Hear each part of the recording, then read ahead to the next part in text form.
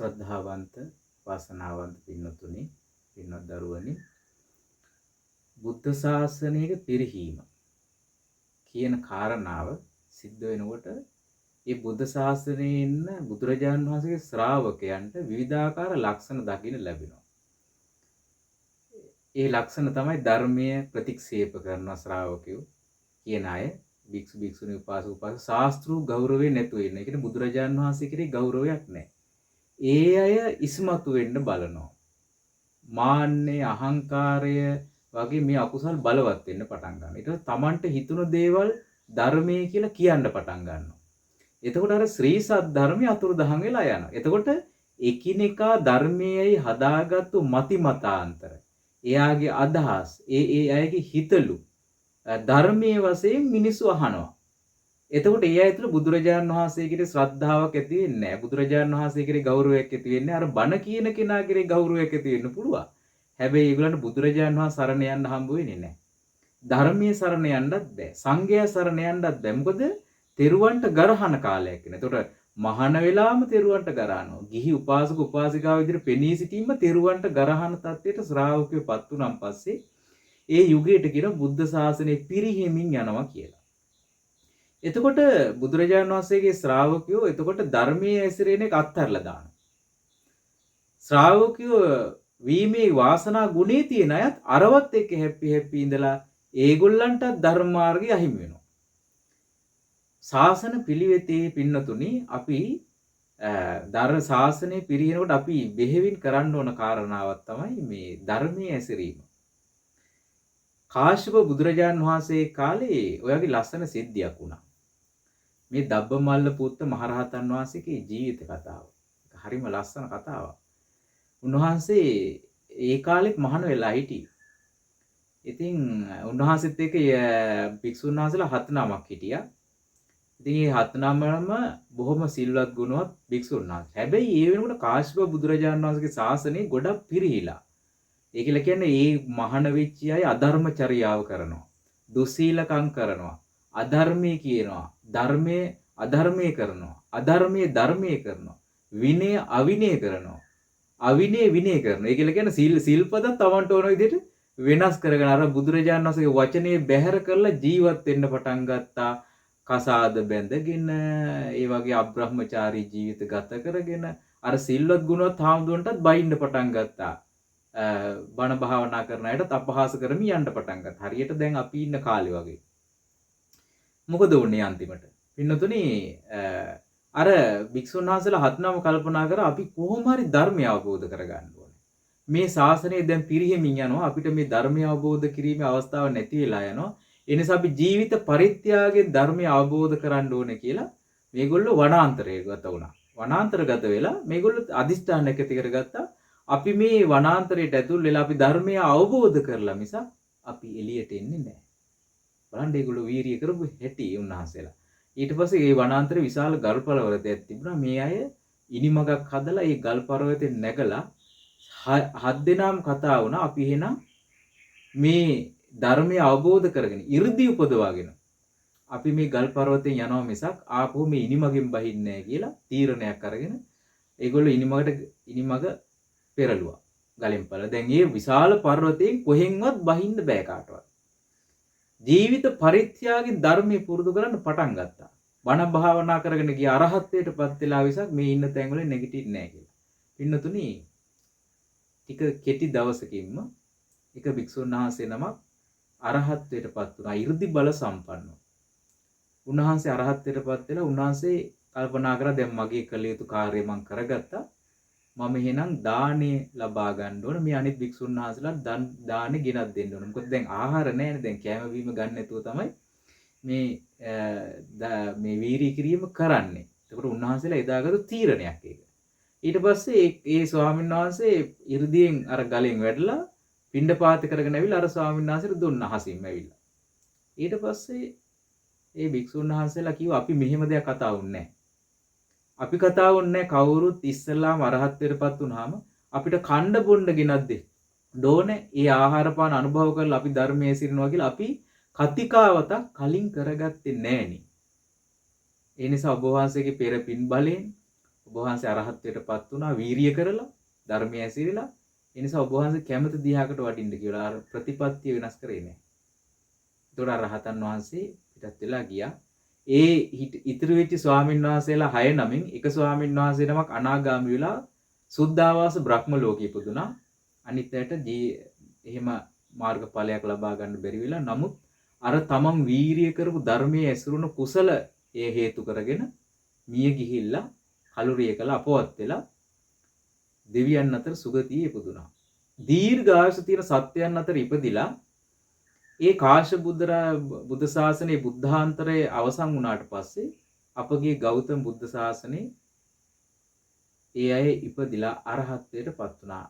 ඒ උත්තමයන් වහන්සේලා එක නමක් තමයි දබ්බමල්ල පුත්ත මහරහතන් වහන්සේ. උන්වහන්සේ මේ මල්ල රට විසවකගේ කුසේ තමයි ඉපදුනේ. ඒ මෑණියන් මේ ඒ කුසේ පිළිසිඳගත්ත කුස මෝරායනකොටම අසනීප තත්ත්වයන් නිසා කලුරිය කළා. ඊට පස්සේ නමුත් ඒ කුමාරයාගේ පින්බලයට ඒ කුමාරයා මේ බිහි වුණා. යම් යම් හේතු සිද්ධි ගොඩක් නිසා.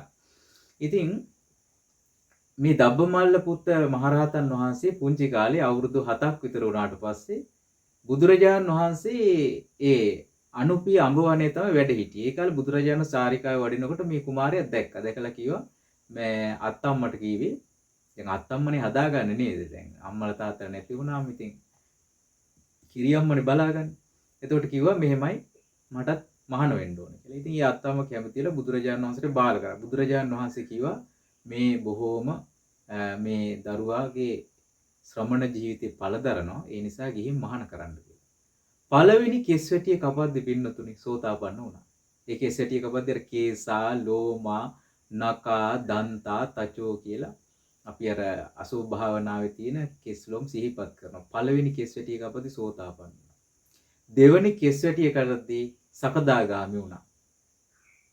කෙස් සම්පූර්ණයෙන් බාලා ඉවර වෙනකොට අරහත්ත්වයටපත් රහතන් වහන්සේ නම් බවට පත් වුණා. හිතාගන්න අර කලින් ජීවිතේ තමන් වීරිය කරලා ධර්මයේ සිරිලා ධර්මයට කැප වෙලා කටයුතු කරපු එකේ විපාකයේ කොයිතරම් ප්‍රඥාව මුහුකුරා ගිහිල්ලාද කියලා. මේ ජීවිතේ උපදිනකොට ධර්මයක් ඇසූ සැනින් අවබෝධ කරන්න පුළුවන් සුදුසුකම් අරගෙන තමයි උන්වහන්සේ ඉපදිලා හිටියේ. දැන් බලන්න සමහර අයට ධර්මයේ කොතරම් යවම මතක හිටින්නේ නැහැ. භාවනා කරලා දියුණු වෙන්න බෑ. ඒකට හේතුව ඒගොල්ලන්ට කුසල ධර්මයන් වැඩිලා නැහැ මේ ජීවිතේ. එකක් තමන්ගේ සමහරට පෙර ජීවිතවල මේ කුසල ධර්මයන් රැස් කරගෙන නැහැ. ඒකයි බුද්ධ ශාසනයක ඔබට කියන්නේ හැම දෙයක්ම කරන්න කියලා. දන් දෙන ඒවා, සිල් රකින්න ඒවා, භාවනා කරන ඒවා, පින්දහම් කරන ඒවා මේ හැම දෙයක්ම කරන්න කියන්නේ ඒකයි. අවස්ථාවක් මගහැරුණොත් නැවත අවස්ථාවක් ලැබෙනවා. අවස්ථාවක් මගහැරුණ නැවත අවස්ථාවක් ලැබෙන නිසා. එනවා හැම දෙයක්ම මිශ්‍රව කරන්න. මේ දේ විතරයි මම කරන්නේ කියලා එක දෙයක් අල්ලගෙන වාද විවාද කරන්න එපා. ඊට පස්සේ පුංචි කාලෙම අවුරුදු 7 දී අරහත්ත්වයටපත් වුණාට පස්සේ මේ ස්වාමීන් වහන්සේ මේ පුංචි ස්වාමීන් වහන්සේ දබ්බමල්ල පුත්ත මහරහතන් වහන්සේ බුදුරජාණන් වහන්සේ ගාවට ගිහින් කිව්වා හිතන්නකෝ පොඩි රහතන් වහන්සේ නමක ස්වරූපේ කිව්වා ස්වාමීනි භාග්‍යතුන් වහන්සේ මම කළ යුතු දේ කරලා ඉන්නේ. ඒක කතං කරණීයං කළ යුතු දේ කරා නාපරං ඉත්තත්තායාති පජානති වෙන යමක් කරන්න නැහැ කියලා අවබෝධයක් තියෙනවා රහතන් වහන්සේලාට. ඉතින් බුදුරජාණන් වහන්සේගෙන් අහුවා ස්වාමීනි භාග්‍යවතුන් මම කැමති සේනාසන පනවන්න. මේ භික්ෂුන් වහන්සේලා ආගන්තුකෙනාට සේනාසන පනවන්න. දානි බෙදලා දෙන්න මම කැමතියි. ඒ නිසා ස්වාමීනි භාග්‍යවතුන් වහන්සේ මේ වගේ සංඝයාගේ කටයුත්තකට මගේ ජීවිතේ කැප කරන්න මම කැමතියි. ඉතින් බුදුරජාණන් වහන්සේ වදාලා දබ්බ එහෙනම් කරගෙන යන්න කිව්වා.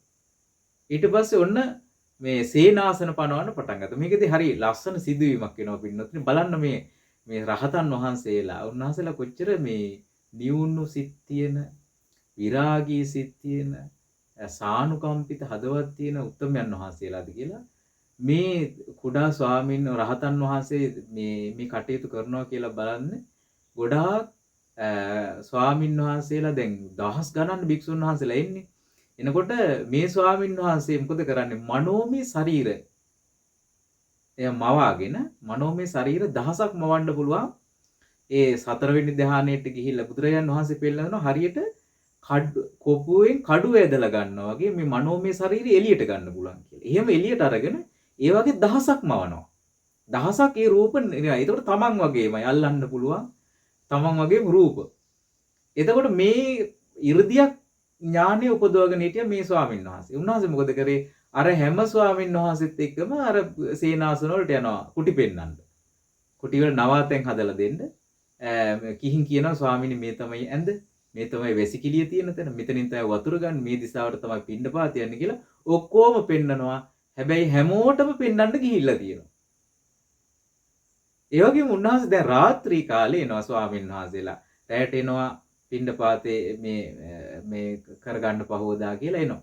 එතකොට මේ රාත්‍රී කාලේ නතර වුණාන් පස්සේ රාත්‍රී කාලේ ඒ කාලේ ලයිට් තිබුණේ නැහැ. එහෙනම් උන්වහන්සේ මොකද කරේ මේ අතින් ආලෝකයේ විහිදවන 이르දියක් කරගෙන තමයි යන්නේ කියන. ඇඟිල්ලෙන් ආලෝකයේ විහිදිනවා කියලා. ඇඟිල්ල දැල් වහගෙන. තමයි ඒලියන් තමයි කියන වික්ෂුන් වහන්සේලා එක්කයි. ඉතින් මේක බලන්නම වික්ෂුන් වහන්සේලා එනවා කියලා කියනවා රෑ කාලේ සෙනසුන් පනව ගන්න. එතකොට අර දබ්බමල්ල පුත් මහරහතන් වහන්සේ අර ඇඟිල්ලෙන් ආලෝකයේ විහිදෙන 이르දියක් කරගෙන ඒකේ එළියෙන් තමයි කියනවා අර වනාන්තරේ ගිහිලා කුටි පෙන්නන්න කියලා කියනවා. ඉතින් සමහර ස්වාමීන් වහන්සේලා කියන ස්වාමීනි අපිට මේ ළඟ කුටි නෙමෙයි අපිට ගොඩාක් දුරින් කුටි ඕනේ. අසවල් පළාතෙන් කුටි ඕනේ. අසවල් පළාතේ කුටි එක තමයි මට ඉන්න ඕනේ කියලා කියනවා. එතකොට මේ රහතන් වහන්සේ දබ්බමල්ල පුත් මහරහතන් වහන්සේ 이르දියෙන් මෙතෙන් අරගෙන යනවා කියනවා. හරියට මේ ගෙදරක දොරක් කැරලා ඊළඟ පඩියට බහිනවා වගේ. කිලෝමීටර් ගාණක් දුර තියෙන තැනටත් එක්කයි යනවා කියලා කියනවා ෂනේ. ඒක බලන්නම භික්ෂුන් වහන්සේලා එනවා කියනවා කුටි සෙනසුන් පනව ගන්න. කුටි සෙනසුන් පනව ගන්න. එතකොට මේ විදිහට උන්වහන්සේ සංඝයාගේ කටයුතු කරලා ඒ සෙනසුන් පනවන්න ස්වාමීන් වහන්සේලා අගතනතුරු ලැබුවේ දබ්බමල්ල පුත් මහරහතන් වහන්සේ. විශේෂයෙන් පින්නතර බලන්න වීරිය කරපුවාම ඒ වීරිය ප්‍රතිඵල ඊළඟ ජීවිතයටත් යනවා. ඒ නිසා බුද්ධ ශාසනයක පිරිහි වෙන කාලෙක ධර්මයේ හැසිරීමම ධර්මයේ කතා කිරීමම ධර්මයේ දේශනා කිරීම බහුල කරන්න ධර්මානුකූල ජීවිතයේ වටිනාකම ඉස්මතු කරන්න ධර්මයේම කරමින් ශාස්ත්‍රූ ගෞරවය ඇති කරගන්න බුදුරජාන් වහන්සේ කෙරේ ගෞරවය ඇති කරගන්න. මොකද බුදුරජාන් වහන්සේ අත්හරින්න තමයි ඔක්කොම මේ කාලෙට ලෑස්ති වෙන්නේ. බුදුරජාන් වහන්සේ විවේචනය කරනවා. බුදුරජාන් වහන්සේගේ නාමය අපවිත්‍ර කරනවා. බුදුරජාන් වහන්සේට ගරු බුහුමන් දෙන්න කැමති නෑ. Taman තමයි ගරු බුහුමන් ලබන්න කැමති. ඒ තත්ත්වයට ශ්‍රාවකයෝපත් වෙනවා ශාසනය පිරිහෙන කාලට. එතකොට ඒ ශ්‍රාවකයෝ පිරිහිච්ච ශාසනය තුල දුගතිගාමී වෙනවා සුගතිගාමී වෙන්නේ නෑ. ඒ නිසා ඒ දුගතිගාමී වෙන ශ්‍රාවකයෝ අතරට මේ පින්නතු එකතු වෙන්නේ නැතුව බුදුරජාණන් වහන්සේ ශ්‍රාවකයෝ විදිහට ධර්මයේ පුරුදු පුහුණු කරමින් සසර දුකින් නිදහස් වීමට අදිෂ්ඨාන කරගන්න. හැම දිනාටම තිරුවන් සරණයි.